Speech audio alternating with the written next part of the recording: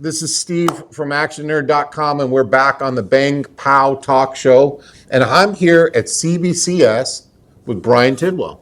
Yeah, welcome to beautiful Beckett headquarters here in Dallas, Texas. Yeah, this is really cool. I mean, I drop off stuff every other week, it seems like. I've got 2 boxes over there. And I've switched from CGC to CBCS exclusively, and you're a big part of that. Well, we appreciate it. Yeah, the service levels here are what drew me over to CBCS. I reached out on Facebook Messenger, had a question on one of the forums, boom, Brian answers or Cody answers. And that kind of service levels, you don't see that often anymore in big companies like this. And I walk through the front door here and it's, hey, how's it going? They know my name. It's that kind of social atmosphere that I've been talking about on our channel that really brings this community together. And so Brian was gracious enough to let me ask him a few questions about CBCS and his experience. But let's get to know you as a comic guy. Yeah, I mean, been collecting since, teenager. And it all stems from actually my dad forgetting my birthday on my 12th birthday, 1984. And, I didn't recognize it at the time, but he basically, the afternoon of my birthday, he hands me a rolled up gift wrap roll, right? It looks like a rolling pin or something. Yeah. So I open it up and it's a bunch of comics, which I was very excited for. I had certainly read comics before then, but what really sparked my interest was Secret Wars #4. March of '84. Yeah. And I was like, wow, it's got all the superheroes and all the supervillains, and they're like fighting each other on this planet, and it's so cool. And that really looked like made me take my, I asked my dad to take me to the comic book store. Yeah. So I could find issues 1, 2, and 3. Yeah. And then the very first back issue I ever bought besides those, which were actually still on the rack at the time, I bought Spider-Man 252 several months later because I had to like figure out the story, with the costume. Right. That's right. So yeah, the $20 for Spidey 252, and that was all my birthday money basically. Yeah. So Secret Wars got you into it. Yeah. And iconic cover? I don't know if I would call this an iconic cover. Honestly, I think it's one of the worst covers in the series. Because of the dark grays? Yeah. Yeah. I mean, the actual heroes are very small. #1's a great cover. 8 obviously is a great cover. Yes. 10 and 12 are great the covers. Doctor Doom thing is hitting the charts now. Absolutely. Yeah, it's way, Yeah. Thanks, Robert Downey Jr. Exactly. So, probably the worst cover of the series, but obviously, we could talk about this later, but I think one of the things that drives comic collecting in the comic market, of course, is nostalgia. Yeah. Right? So for me, this is an incredible piece of nostalgia, Secret Wars #4. Thanks, Dad, for forgetting my birthday. That's right. And certainly, we collect new comics, we read the new storylines, we love. Like, I really enjoy Blood Hunt right now. I think it's really cool. Me too. I think it was a great idea. I love the idea of Blade being like the big bad guy. So, I still enjoy and read new comics, but certainly, my real passion for collecting comes from trying to, recapture my youth, and that is, say, nostalgia from my youth. I agree with you. I remember picking up Godzilla #1 off the spinner rack, Star Wars #1 off the spinner rack, and Ghost Rider. Okay. And so those were the first 3 that I went after when I got back into collecting, which is now only 3 years old. So I'm only 3 years into collecting. And how many comics do you have? Over 40,000, and they're all locked. So there is a treatment plan that my wife's worked out for me. But I'm scared for your future. It's horrible. And I have a building to my house just of them. The weird thing is, I had a good collection in milk crates in college in 1980s, let's say 83, 84, and sold them all. Needed that money in college and sold them all. And yes, Hulk 181 was in there, Giant Size X-Men was in there. There was probably 12 or more green Shamrock milk crates. Right. And I sold them all for $75. And yes, it haunts me. Wow, what a bargain. Haunts me to this day, yeah. But the nostalgia thing is it. And as we talk to people that are more our age, sure, it's that same story. And the cool thing is, I'm giving this legacy to my grandkids. I handed my granddaughter a Fantastic Four Golden Records reading book, one of those type of things. Yeah. And she said, The Thing.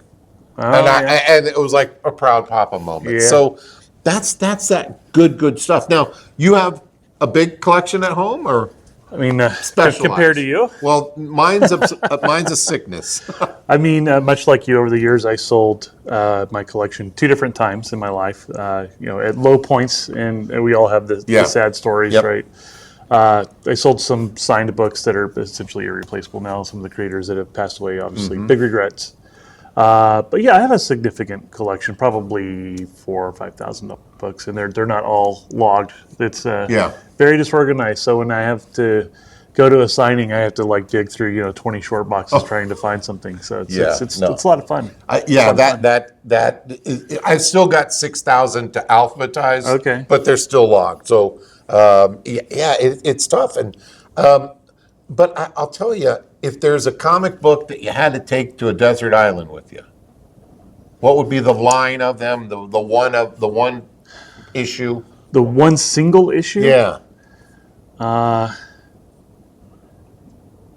Well, that's a great question. Single issue. But can't live without. Well, I'll tell you that there's one book that elicited a very strong emotional response from me when I first read it. And it's actually a backup story written by Roger Stern, I think. I'm a little ashamed that I don't remember that exactly, but it's called The Boy Who Collected Spider-Man, or The Kid Who Collected Spider-Man. Really? And it's this beautiful story. And it opens up with this kid. He's like in the hospital, and he's reading these Peter Parker new pictures and articles from the Daily Bugle. And he's a very big fan of Spider-Man, and he's a very big fan of Peter Parker. Yeah. Right? So Spider-Man shows up, and he's talking to him, and like talking about, oh, Spidey, I'm your biggest fan, and then Spidey actually takes off his mask and shows him that, you like Peter Parker, I'm also Peter Parker. And of course the kid's like, oh my gosh, this is like, my greatest dream come true. My 2 favorite people in the world are one person. This is incredible. And they kind of hug it out, and Spidey swings out the window. And then the closing page is Spidey. He's got his mask off, and he's like leaning against the wall, and he's crying. And there's a sign on the wall, and it says, Manhattan Home for Terminally Ill Children, or something like that. Oh my God. Yeah. I'm actually getting a little misty talking about it now. And that's a Marvel comic? I've never seen this. It's the cover, I think it's, again, I'm embarrassed, I can't remember the exact issue. It's in the 240s. I'll look it up in post-production and get the cover up. Okay, I appreciate it. Yeah, it's a cool cover. It's like the Wrecking Crew, but there's someone's pulling up the bottom corner. It says also in this issue, The Boy Who Collected Spider-Man. Oh wow. Okay, I'm gonna look for that. That's awesome. Well, let's talk CBCS. All right. And again, I'm a fan. I'm a fan of these new cases. I'm a fan of that label. I got my first 10 black label last month. So I was thrilled with that. And I want to talk a little bit about that in a minute. And I just, again, I love the quality. I mean, just picking this one up today, Spider-Man Rain. And I said to you right off the bat, I said, 9.4. I mean, are we all 9.8 snobs now? That's still near mint. That's right. Yeah. It is. Now, if you sell them, huge difference. Of course. But I don't sell any of my comics. They're all PC, and if I grab them for the cover, which I did for this one. Yeah, beautiful Lionel Francis Yu cover. Amazing, isn't it? Amazing. And it is a 9.4. And the first thing I said to you is, what the heck is a 9.4? And you said, oh, it's obvious. Now, I actually see spine tick. Where is it? Right here. But yeah. Why? What's the 9? Is the 9.8 the best or what? First, we call it spine stress. Spine stress. Okay, not good. Spine tick. Okay. Our head grader, Wes Steffen, he has an aversion to ticks. So we call it spine stress. And if you see our notes, which we actually put notes on everything that's a 9.6 or lower, which is one of our big differentiators, honestly. I love it. So if you want to know why you got a 9.4, you can scan this barcode right here. Yep. Right, QR code. Right here. And it'll take you right to the notes, and it'll tell you exactly why. Yeah. And then I'm going to guess, without looking at this, probably says light spine stress, barely breaks color. Yeah. So if we, and you said you're going to take a nice picture of the skin. Yes. But if you hold it at just the right light, there's actually 1, 2, 3, 4, 5, 6, 7, 8 spine stress that I can just see right here. Wow. Yeah. So that's, So if I'm, and then there's 4 or 5 on the back as well. yeah. Ugh. Okay. But So, it looks like they don't break color, which is why you got a 9.4 instead of a 9.2. and if it had broke color? Probably would have been lower. Yeah. Okay, so if we start, let's say, why is it 9.8 the best? And yet we have a 9.9 and a 10.0. Yeah, I mean, a 9.8 book is what we call virtually perfect. And one of the questions you asked me before was, what are some of the biggest misconceptions in grading? Yes. And one of the biggest misconceptions is that 9.8 is a perfect book. That is actually not true at all. 9.8s can have minor flaws. Right. Right. Maybe you have 1 or 2 spine stress. Maybe you have 1 spine stress that like barely breaks color, but maybe it's like, a 1/16 of an inch or something. Gotcha. Maybe you got 1 or 2, slightly blunted corners, right? We call it virtually perfect. So if you look at this and you closely inspect it and it's virtually perfect, that's essentially what we're talking about is a 9.8. 9.9s and 10s, the differentiator between those is that they're not virtually perfect, they are perfect. Gotcha. So a 9 can have one very, very, very tiny problem. One of the things, probably the single most common thing that would keep a otherwise perfect book, modern book like your Spider-Man Rain here, from getting a 9.9 or 10 or be the top and the bottom spine, almost every single book produced these days has this very small production tear at the top and the bottom. That's going to make your book a 9.8, basically. Gotcha. If you just have one very tiny production tear and the other one is perfectly cut, you can potentially have a 9.9 there, right? Gotcha. If they're both completely square cut, then now you're potential for a 10. Obviously, everything else has to be perfect, including production.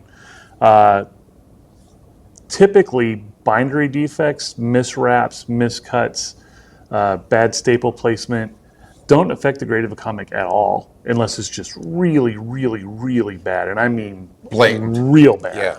I mean, you can have 3/4 of an inch of a white line here on a Bronze Age book that's miswrapped so bad, and you can still potentially get a 9.8. Oh, okay. Yeah. Okay. But you can't get a 9.9. Gotcha. Right? Yeah. So any of those little production defects like that will keep a book from being a 9.9 or a 10, which is why oftentimes when you see 9.9s or 10s, they're on cardstock books. That's what all mine are. Yeah, lenticular covers, square bounds. Like a lot of the last Ronin, the production quality on those last Ronin books was really high. So there's a lot of 9.9s and 10s in those. Yeah. Mine were the distilleries, cardstock. Oh, yeah. Yeah, and I got 5 9.9s on it and a 10. Wow. So I was thrilled. Yeah, and that's basically proof of concept for distillery, which is if you're not aware, viewer, it's very high-end, high-brow production. Yeah. With some really big-name artists doing passion projects, and their production quality is very high, as evidenced. And just won the Eisner Awards for Somna. So congrats to Becky and Tula, I believe it's her name, on those. Fantastic. So I'm still looking at this. Yeah. Now, CBCS offers pressing, and I've had pressing done. In fact, some books that I got in today were pressed, and look, a big difference. Wood pressing. Now, this came straight off of the rack. And with these little spine stress, would pressing take care of some of that? Very likely. Okay. Yeah, the fact that it doesn't break color is the key. Okay. Right? When it comes to pressing, we're talking about defects that don't break color, bends and indents typically. We can't fix anything that breaks color. So a spine stress that breaks color, a crease that breaks color. Yeah. Oftentimes those books are still worth it to get pressed because, if your creased corner is flapping up like this, it's a little bit bigger, more deduction than if it's laying perfectly flat. Oh, okay. Right? Okay. So, what is the overall eye appeal of the book will come into play with your grade. Yeah. Like another question you've asked me previously is, what are the biggest mistakes that submitters make when they submit books for grading? Yep. Number one, not pressing your book. I see books every single day that I'm just like, man, why didn't you get this pressed? This could have been a 9.8, but now I just get a 9.4 or a 9.2. And I'm not talking about like modern books that just came out the rack. I mean, Hulk 181s. This is a 6. It could be a 7.5 if this guy had pressed this book. Which is thousands of dollars. Thousands of dollars, yeah. For service, what's pressing run? It's different by tiers, right? It depends on the value of the book. Basically, for modern and new books, it's $15. Yeah. Magazines are $25. If it's a very valuable book, that price goes up some, but I think it absolutely caps out at $75 or $85. Gotcha. Yeah. And that would be completely worth it if you're flipping comics or just want that pristine copy. So unless you truly believe your book is a 9.8, you should probably press your book before submitting it. The pressing service at CBCS is absolutely top notch. Steve Ricketts is our head presser. He's got a national reputation. He's incredible. I know you probably got your local guy who you think is the best presser in the world, but Steve Ricketts is probably the best presser in the world. That's awesome. He's just, I mean, he's seen more and he's done more. He knows every little trick in the book. You know, we use heat, we use moisture when it's needed. Yeah. We use pressure and we use time. Those are the magic ingredients to pressing a book. Yep.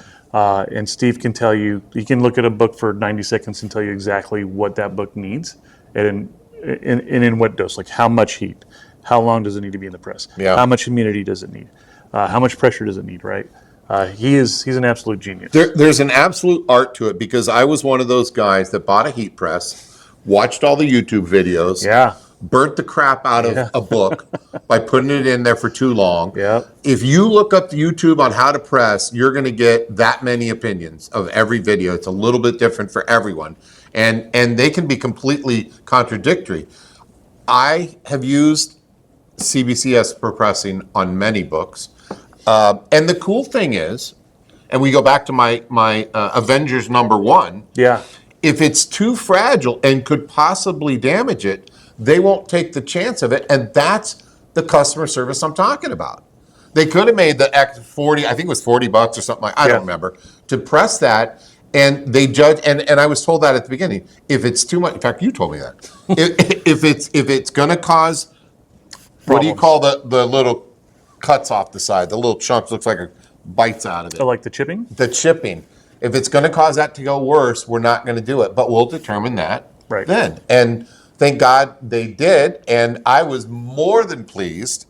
And I think if you've watched this channel, you've seen that 2.0 that I got has holes punched through it where they put it in a binder in 1963 or whatever. So it's a great thing to get that. And you're right. Had I spent the extra $15, we'd probably be looking at a 9.8 on this, since there is a color break. 9.6 or 9.8. Yeah, and I would have been happier. Although, man, that cover is spectacular. Absolutely love that cover. Now, I notice up here I got white. And I've had some that say white, off-white. Yes, sir. I heard there's something happening here now. Who told you that? A little bird. Little bird? Little bird. Yeah. So we have a category called exceptional white. Historically, we've only used it for vintage books, 1974 or older books. And the idea initially behind that was when we get like these White Mountain copies or a Mile High that just has these like blazingly white pages. That we could basically have a differentiator to say not only is it white, it's exceptionally white for its age. So we've had some internal discussions over several months. This is honestly something that I was pressing for a long time. So I felt like we should expand that range, right? CBCS has been open for over 10 years now. We haven't moved that date, right? So when we opened 10 years ago, we said 1974 was the cutoff for using exceptionally white pages. It's 10 years later, and we're still using 1974 as the cutoff for exceptionally white pages. And I thought, this is a way for us to provide an additional service to our customers. No additional cost. Obviously, your pages are going to get graded one way or the other. But, so what we've decided now is if your book came out up to the December of 85, so anything 1985 or earlier, as long as it's on newsprint, so we won't do it for Baxter paper, we won't do it on anything that was printed on magazine paper. Gotcha. But as long as it's a newsprint book, you can potentially get exceptionally white pages. And there are a few books that are known for having exceptionally white pages. Secret Wars is actually one of them. All the Secret Wars stuff has really white pages, whatever paper quality Jim Shooter decided to use, because he's the editor and he's writing the book. It's got to look the best, right? Yeah, it's got to look the best. X-Men 141, about 75% of the print run was on some kind of just stunningly white paper. So there's a lot of those exceptionally white 141s out there. There's a handful of others. But really, any book, as long as it was very, very well preserved, can potentially have exceptionally white pages if it's 1985 or earlier. So I think of that as like a new like the Mark Jeweler thing. It could be a new. Hey, I'm going to go after the exceptionally white. It's too new to see what it does in the market, I would think. But for those hardcore obsessive people like myself, I might want a Secret Wars 8 in exceptional white at a 9.8, and I'm not selling it anyways, but just to know it's there. Now, some people may say, well, you're not going to see it if it's encapsulated. who cares? We all know that when they're encapsulated, Right. you're not going to see You're not the going to story. see the white pages, the off-white That's pages right. either. So that yeah. doesn't matter. It's the fact to have that pristine issue that you can have and say, this is it, exceptional white. I love the idea. I'm going to bring my Secret Wars in and see if I can Okay. find one of those to make that happen and see what happens with it. And we actually chose 85. We were thinking about 84 because it was 10 years, but we actually chose 85 because Secret Wars runs into 85. Gotcha. So we wanted somebody to be able to have a full run of Secret Wars with exception of white pages. Oh wow. Yeah. Now have we had some go out yet? Oh yeah. I mean, I don't want to say a bunch, but yeah, several. We've been doing it for probably about a month now. So. Oh, all right. Yeah. Were they thrilled as I was when a 10 hit? I don't know. I think you might have heard me yell when I saw it. I think most of the people getting them don't have their own personal podcast, so Yeah, well, I'll tell you, it was amazing to see that 10-0 go. But I dropped off a bunch of books today, and again, it's kind of hard because I get them right off the shelf at my local comic store. Mm-hmm.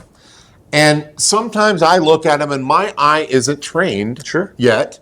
And I think, oh, this is going to be a 9.8. But if you take the time, and we've got bright LEDs on this, it lights up what I should have got easily. And again, had I pressed it, spent the extra $15, I guarantee, now that I don't think this is going to be a valuable comic at all, but it certainly would bump up the price from a 9.4 if it got the 9.8 and made the difference. And who doesn't want to be a 9.8 snob? I love them. But yeah, right off the shelf, the comic stores, I worry. Some have them bagged and boarded, and that's expensive. Yeah. But it's worth it. Some take the care, especially if you subscribe at your local comic store, they'll bag and board it immediately. That's your best bet. It's a little tougher when you buy it straight off the shelf because people may have read it. Correct. So if you're going to be doing that and then slabbing it, I would say press it and watch for finger smudges. What's finger smudges count off? It depends, right? Oily fingers, fingerprints. I've actually read them on the back of the notes before. Yeah. So if you just have one oil, if you submit this book and it's got one fingerprint on it, honestly, the grader is going to try and wipe it off. Oh, I didn't know that. Yeah. So we'll try and wipe it off for you. If it doesn't come off, then you're going to have a deduction. Yeah. But that's cool. That is really cool because I always wondered about that. Like, if you see something that can just, would you do it? We do it all the time. That's awesome. Yeah. That's really awesome. So I grade a lot of vintage books, and so, if I flip a book over and it's got a lot of soiling along the spine, and there's a difference between an 8 and an 8.5 for this customer, I'll just erase the dirt off there. Yeah. I bought those white erasers. Yeah. Tried that. Yeah. I'm going to leave it to the professionals. I'm not good at that. Yeah. Nor do I have the patience. Sure. It takes patience. Yeah. If you want to get it right, send it to the professionals. I've blown it too many times. Yeah. So, if you have an oily fingerprint that's just on there, we'll try and wipe it off. Yeah. If you have a fingerprint that's been on there for a while and you lift it off, and it actually, you can sometimes see this, it'll break color. Yeah. Like it'll actually pull off color when you pull your finger off. Oh. Usually because you were probably holding it for a long time and reading it. Yep. Right? And then when you take it off, you feel a little pull. Mm-hmm. If you flip it over, there's a good chance you have a fingerprint that's now broken color. That'll be a deduction, of course. Right. And then, if you had Cheeto fingers, it's going to be a much bigger deduction, right? If it's got Cheeto stain on there. Yeah. I wanted to talk about, it just made me think about reading. I'm getting scared now. This is a good one. Signature. So one of the first introductions to CBCS for me was the verified signature program. Yeah. And nobody else was doing it. And that's what attracted me. And so I brought them all in, and I had certificates of authenticity, which I could print up myself on an inkjet. Doesn't mean jack, right? That's right. And they were all verified very thoroughly. Took a little time, and I was glad with that. I worry about the Stanley signatures that somebody's writing in their basement last night, the counterfeiting that may be going on with that sort of thing. Do you encounter a lot of that? What is your guys' defense on something like that? All of our signature verification is done through Beckett Authentication Services. They've been in business for Ever. They're one of the OGs of the autograph authentication business. They're world-renowned experts in handwriting and signatures, Yeah. right? So they get stuff you wouldn't believe. Some. It's like I walked by a couple of weeks ago and I was talking to one of the authenticators, and he had a stack of stuff that was historical, and he's like, "Oh, here's Napoleon, Queen Elizabeth, Queen Victoria." Signatures? Yeah, yeah. Oh, wow. Jaw hits the floor. So if those guys can be trusted to verify Queen Victoria, they Oh can my certainly be gosh. trusted to verify Stan Lee. Yeah, yeah. And Stan is probably the most common autograph that we get for verification. Mm-hmm. And to be perfectly frank with you, it's probably also the most unverified signature. It's probably the one that fails Yeah. the most. I can imagine. Yeah. Now, Stan's signature changed significantly over his lifetime. His signatures from the 60s, 70s, and 80s are significantly different from the ones from the 90s and the 2000s and the ones towards the end of his life. And their ballpoint pens were used at one time. Yeah. And on the front, on the first page. Yeah, first page. Most of the old signatures are going to be on the first page. Yeah. Our guys are experts, right? I've seen enough of them now that I feel relatively confident most of the time. But occasionally, one will pass. I'm like, oh, I'll look at it a little bit closer and go, okay, yeah, it probably is okay. But I mean, these guys have exemplars all across Stan's life. Yeah. And very, very, very confident in our ability to verify a Stan Lee signature. Yeah, I've seen some that have been offered to me as I run ads locally saying I'll buy your collection. Sure. And they'll send me stuff, and I'm like, that's not even close. I remember a little background on signatures. As a kid, being a Kiss fan, Sure. I can duplicate Gene Simmons, Paul Stanley, Ace Frehley, and Peter Chris's signature to a T. I bet it wouldn't pass here, but Did you use your powers for evil back in the day? no, I did Oh, not. okay. All right. I did not. But I just think with the money grab and of course the never buy an autograph off of eBay and that sort of history that we've all heard of, I love that there's a verification service that is very strict and very stringent and know what they're doing. And Beckett, I remember buying the Beckett magazine when that first came out, Sure. for sports cards and things like that. So I am very confident that and I probably have 100 CBCS books that are all yellow label verified signatures. And thank goodness. I mean, some of the X-Men runs that I have that are, Claremont signatures and that sort of thing. The Jim Lee X-Men stuff. One of the stories of why I came to CBCS, saw the service levels that were here is because of a signature issue with Chris Claremont and Jim Lee on the Gambit. X-Men 266. Yeah. And I had, the other company had forgot to include Jim Lee signed it on their label, although it's there, both signatures are there. And after some back and forth, I gave up, brought it here, and just had them both verified here, and it sits in my collection. And that's how I got to know these folks. Again, it's really about the service levels for me here. The quality, absolutely. It is by far the best, in my opinion, and I know a lot of people are sharing it. The gangbusters and thrill of these new labels, the reception has got to be just overwhelming for you guys. Yeah, it's definitely a significant improvement from our old label, which was very Spartan. And I've been working here about 2.5 years now, and one of the first things I said when I got hired was, like, we got to change this label, right? Yeah. And they were obviously aware that it wasn't news to them. There's a lot of time and effort and research and customer feedback, dealer feedback about our label designs moving forward when we decided to do this. Yeah. The reason it took so long to change the label is because we wanted to make sure we did it right. We didn't want to change it and then have to change it again right away. Right? Sure. Actually, funny enough, one of the things that we decided on, one of the last things we decided on was if we were going to put the grade on the right or the left. Really? Yeah. So, our parent company is Beckett. Right. And all the card grades are on the right corner.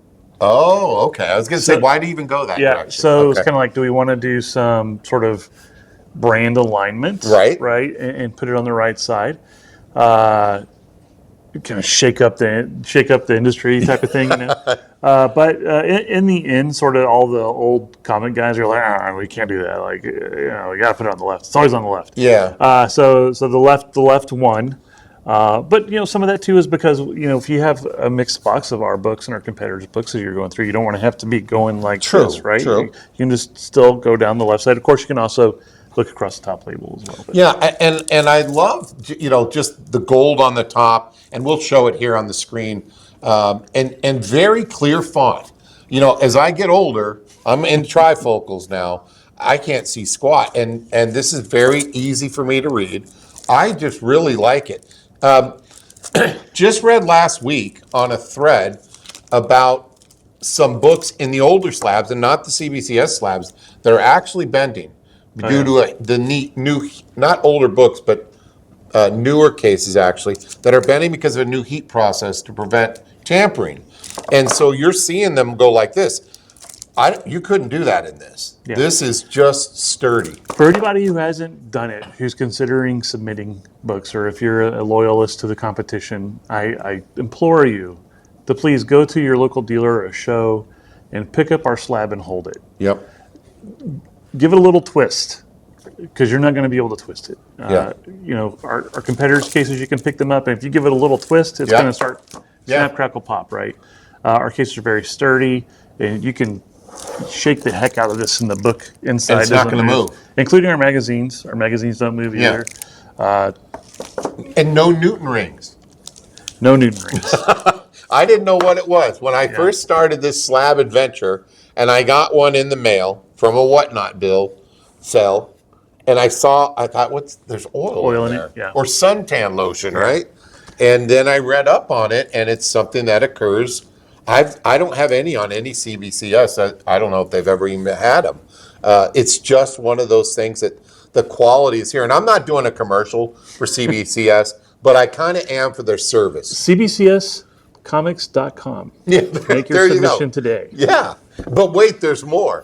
It's just good stuff. Now, are you doing cards, the Pokemon cards and that sort of thing? Yeah, so Beckett Grading Services are Beckett. They grade cards. Okay. CBCS is strictly the comic arm of Beckett. Gotcha. Beckett, or BGS, as it's known in the industry, is the card grading guys. Gotcha. Yeah, and magazine size, right? Yep. So do you have one? I've got one right here. Yeah, let's see. Now, you want to talk about a slab that could kill somebody. Yeah, these are significant. Yeah, look at this. Look at the difference. Huge, and it's almost double the thickness. Not quite, but maybe it is. Pretty close. Yeah. I mean, it's very, very sturdy. And again, this was another thing where it took us a long time to do magazines, and it was because we wanted to make sure we did it right. All my distilleries, and I've got every single Soma, every variant, and I've got every spectrograph and every white boat, every variant. And it's heavy as hell in the luggage. Is in these slabs, and they present so well. It's almost like museum art. And I'm not trying to be like brown nosy or whatever. It's really that good to look at. It's very clear. Now, I do put them in these sleeves, and you guys put them in sleeves for us right up the bat, right? I will say that I feel like our sleeves, they're transparent, they're nice, they fit the books well, unlike someone who shall not be named. That's right. We haven't said that. We haven't said the word the whole time, I don't think, or the letters. You can really see them. They stand out good, and they present very well. In my office, I have them on those little Amazon display easels, and there's over 200 just displays on the shelves, because that's, for me, is what this is about. I get to look in my room, as childish as it may sound, at my age of 61, and look around and see what I enjoyed back in the day and what I love right now. Yeah. Right now, I'm thrilled with the Alex Ross Fantastic Four number 22 cover that is here right now getting slabbed. Because I saw it and I was like, and now I'm scared to death. That's a 9.4? That I should have got it pressed. And with that cover, I would probably have it cracked and pressed if I didn't. I mean, that is actually a service that we offer that you can do when you place your order. We have what's called a press screen. Oh, okay. So you can submit your books for a press screen, and Steve and the team will evaluate your books to see if it needs to be pressed. I say, I Like don't a wanna- modern book? Yeah, absolutely. Modern Okay. book, vintage book, any book. And Steve's going to look at it and he's going to say, if I press this, is the grade going to go up? Right? Okay. So he might see like, oh, there's a little bin here and it's like a 9.6, but oh, it's also got this little crease here. So if I press it, it's still going to be a 9.6. He won't press it. Oh my God. I just dropped off 17 books. Yeah. I didn't know about that. And I should have checked a box. It's a box when you Yeah, do an basically online when you're submission. filling it out, there's this little box here that says press screen. And I believe it costs, if it fails, it's $8 for the service to screen it. And if it passes, there's no additional cost. You just pay the pressing pay the charge. pressing charge. Yeah. Okay, I learned another thing then. That's awesome because that would save me time. I mean, I had thought about it. I thought maybe they should have this great idea. We already had it. Yeah, it's already there. So that's awesome. I'll tell you, we're getting close to time here. I feel like we've got a lot more to talk about still. Let's rapid fire a few things. Okay, Now I sent you all a right. few things over, I'm prepared. and I'm trying to think of what the best. One Go of ahead. the things I want to say, we touched on it earlier, mistakes people make when submitting. Yes. Press your book. Okay. Number 2, look at the back of your book. I can't tell you how many times I get a book and I'm like, oh, this is super sweet. And then I flip it over, like, oh, this guy's going to get wrecked.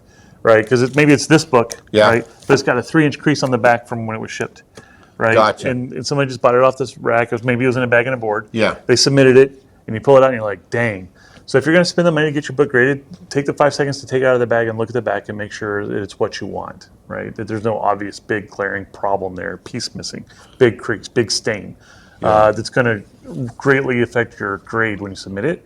The other thing for vintage books, especially, count your pages. I was just going to say that and that value stamp in the Marvel books. Yeah. That tattoos also. Yeah.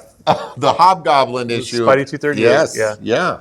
There's a tattoo that was put in there, and I got it sent back as not married to the book. Something to that effect. And I don't know if I'm using the right term. Apparently, somebody had inserted You had tattoos. married tattoos. Yes, into Somebody it. took tattoos from another book, Yeah. put it into your Spidey 238, so you got married. Yes. That sucks. I'm sorry. You just sparked something when you said shipped. When they used to ship subscriptions from Marvel to your home or DC to your home, there was a line. Subscription crease, yeah. How bad is that counting? A lot. Is it really? Yeah, it depends. Does it break color? Is it on the front and the back cover? Because sometimes you'll get one that's like, it's creased all the way down the front or the back cover, but you flip it over, and maybe it's been pressed and clean, and so the back cover looks pretty nice. Yeah. Or the front cover looks pretty nice, hopefully, and the back cover is the one that has the crease on it. It also matters how bad the crease is. Is it actually like a hinge? Gotcha. Right? Or is it just creased? Right? Okay. But a general rule for if you have something that's front and back cover that's got one full crease, it's probably starting about a 4 or 5. Okay. More rapid fire. Okay, let's go. Date stamps from a library. On From the a front library? cover. Or so a stamp on there with a date on it. No, date stamps from newsstands do not affect the grade at all. Wow. There are some very, very, very rare exceptions. For example, if you had a Superman 1 and they had a gigantic date stamp across Superman's face, Okay. right? Yeah. They're probably not going to give that a 9.8, right? But if if the book is structurally a 9.6 and it has that, it's still going to be a 9.6. You're probably just That's not going awesome. to get a 9.8. All right. Yeah. All right. I would ask about binder holes, but we already know what that Binder, is. yeah, but binder holes are going to kill you, and those actually depend too. If they go into the art and the story, there'll be a bigger deduction than if it's just in the book. Yeah. yeah. And the cover on the Avengers one was so nice to me that I took the chance, even though there were holes there, and paid a decent price for it. But it just presents so well. Again, in these slabs, that thing stands out. It looks, you don't even see the holes, but until you look real close. But it stands out so well in these cases. Just fantastic, fantastic stuff. So, what's the thing you're seeing? I do all these trend shows. I do the Not Top 10 show, and then the cover show. What's coming in like crazy to be graded in comics? What are you seeing a ton of? What character, title, issue? So I work mostly in vintage stuff. Okay. So And vintage is what? 1974 or older. Okay, gotcha. Probably we did a private signing with Kevin Eastman. Oh, good. This is actually my personal copy of Turtles 1. What print is It's it? first print. Oh, This is the only book that I didn't sell. can I borrow? Yeah, you can hold it. Can I hold it? I love this stuff. Yeah, this is the only book I didn't sell the last time I sold my collection. God. Bought it about 20 years ago, probably. And we had a private signing with Kevin Eastman, and he signed the back of it, actually. And I got him to I was sign going to say, and a little remark, Yeah. too. I got him to sign the back because, to me, that front cover is so iconic, and It is. It really It sparks really my is. imagination. There's all that negative space on the back, so that's why I got him to sign it on the back. Love it. Yeah, but you can actually, we have signing events all the time. We have one coming up with Jerry Conway and Howard Chaykin, off the top of my head. Yeah. A few more, of course, but CBCScomics.com events, and you can see what our signing Yeah, events and your Facebook page is you want to find promo codes and that sort of thing to get a little discount on your books. Right now, there's verified signature code for 20% off. Grab that. I know I am coming back next week, and I am dumping a ton down on those. All right, we'll look forward to it. Yeah, I just, there's something about it, even if it's not a key comic, but to have the artist, the person that put their heart and soul into the book, to sign it for you. And we're all getting up there in age, and I'm not counting on the, oh, wow, it'll grow up because of that. But just to know that they had a part of it and they're signing your book, that means a lot to me. I love that stuff. So send those in. Bring them here. If you're in Plano area, North Dallas. Drop them off. The people here are great. I drop them off all the time, and I live near Nashville. So when I have the opportunity to fly down here, I'll drop them off, pick them up. I've got 2 boxes to pick up, and maybe by Thursday I'll have 2 more orders ready to go. Who knows? And then I get to weigh my luggage at the airport. So you can come see us at a show too. We always take submissions at the shows, and any of the promo codes that you have obviously are applicable to at the show as well. And sometimes we actually have show specials as well. Where's the next big show? Oh, we're at Terrificon this weekend. Okay, and that's where? Did I stump you? Connecticut? Is it? Maybe? Okay. I don't know. I don't get to go to that show. All right. Yeah. I know Cody's out at shows a lot. Yeah. Cody and Matt are kind of our national show guys. Oh, gotcha. I think both of them might be at the Terrificon. Oh, very I think good. that's the biggest show that we have coming up. We'll be at the Dallas. We'll also be at Investabilia this weekend here in Dallas. Okay. We'll be at the Dallas Comic Show in 2 weeks, and Howard Chaykin's actually going to be there for that show, as well as Val Merrick, Tony Salmons. Old school guy. There you go. And someone else. Oh, Miko Swan. Very good. Yeah. Very good. Yeah, and then the weekend after that, me and one of the other vintage comic readers will be in Sacramento at Sac Anime Con. So if you're in Northern California, come see us out there. We take submissions for cards. In any of our shows, we take submissions for cards, VHS tapes, tickets, comics, of course, magazines, of course. Any of the Beckett services that we do. Trading cards, comics, VHS, tickets, and memorabilia. So this is really intriguing to me. You like the VHS stuff? Well, I don't. Oh, okay. I just remember it. Sure. Because I had it all. I was one of those wackos that did what I'm doing with comics. But I'm watching the horror VHS skyrocket. Oh yeah, that is probably, aside from like Star Wars and Back to the Future, the horror VHS stuff is probably the biggest growth area for that hobby, and it's because a lot of that stuff never made it to DVD. That's right. Right, and if you want to watch Dragged Across Concrete, you got to watch the VHS. Right? What is that, a driver's ed thing? No, it's some horror movie. It's got the greatest name though, right? So I'll top that name. All right. Blood-Sucking Freaks. This just came to DVD, and for a long time it was banned. Okay. It was one of those 60s macabre things. And we're talking all kinds of stuff in there, not safe for work, but a horror movie. True, Sure. that Hammer style, that whole trauma style of stuff, which will bring me into my last question. Okay. Last question. All right. EC comic books, the old stuff. Yeah. I want to get in that rabbit hole. I don't own any. I want to go down that rabbit hole. Okay. Any recommendations on that? Well, I mean, I've found them, and they've been like through a garbage disposal. yeah. And I looked it up at what a grade of a 0.5 or a 1 is, and it's in the thousands. It depends on the book. Obviously, there's so many iconic covers Yeah. from EC. This is the one with the girl through a glass and her skull, this used is in the Looking Misfit Glass. Yeah. album cover. Do you have a Crystar number 8 though? No. Okay. What is that? It's a Michael Golden cover, and it's got a skull on it, and that's what Danzig used as his skull. Chris. Yeah. Yes, I do know that. Okay. I am hunting for that. All right. I know exactly which one you're talking about. Yeah. The Crystal Warrior. Yes. Yes. Crystar, the Crystal Warriors. That's Marvel? Right. Yes, Marvel. Yeah. That is what he stole that. I mean, it's going to be your usual suspects, right? eBay, Heritage, My Comic Shop. Those are going to be places you look from home. Yeah. Shows, you got to find the right dealer though. Do they ever go down? No, never. Yeah, I mean, I look at them and there's no budget on the price in most. I think I have a superhero power of bartering. EC has got kryptonite because I don't have the ability to get anybody down on those. And the production quality on those was not great. So a lot of them have off-white pages. A lot of them have chipping. A lot of them have spine splits. Yeah.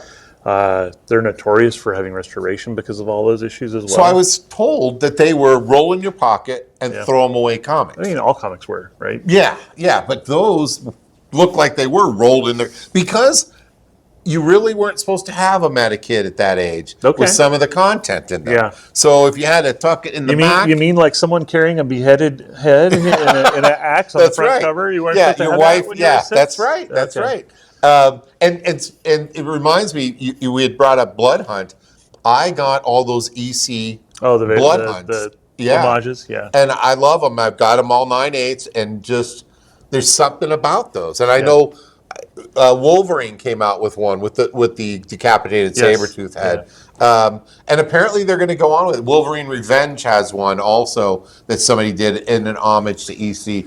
I'm attracted to them. Certainly, that's the cheap way to go, is to get the homages. Yeah. If you want the originals, I mean, and if you ever find one in high grade and you can afford it, you should just buy it. Because the high grade ones are just so hard to find. And they just don't go down. Yeah, I mean, I haven't checked, but even with our sort of COVID, the boom, whatever you want to call it, I don't know that the ECs have really come down the way the rest of the market has. No, I think it's like you want to jump into the Ferraris after you've had the Corvettes. Sure. That's kind of it with the comics. Stuff like this is amazing. My buddy Justin brought over a Spider-Man 1, truly a barn find. Yeah. In a box of comics, and got to hold that. And it sounds really, I was giddy, but I was giddy. That's cool stuff. I mean, these are as we started our whole conversation, the nostalgia and the takes you back to the time where your dad forgot a gift, but look what he's brought you now. Thanks, Dad. There it is. Yeah. It's that kind of stuff that we all love, this hobby of comics. And I want to thank you for sitting down with me and letting me come to CBCS and chatting. And what a great time this has been. So we'll see you next time. Thanks for tuning in to the Bang Pow Talk show. Bang Pow. And this has been Brian Tidwell. Thanks so much. Guys. Bye-bye.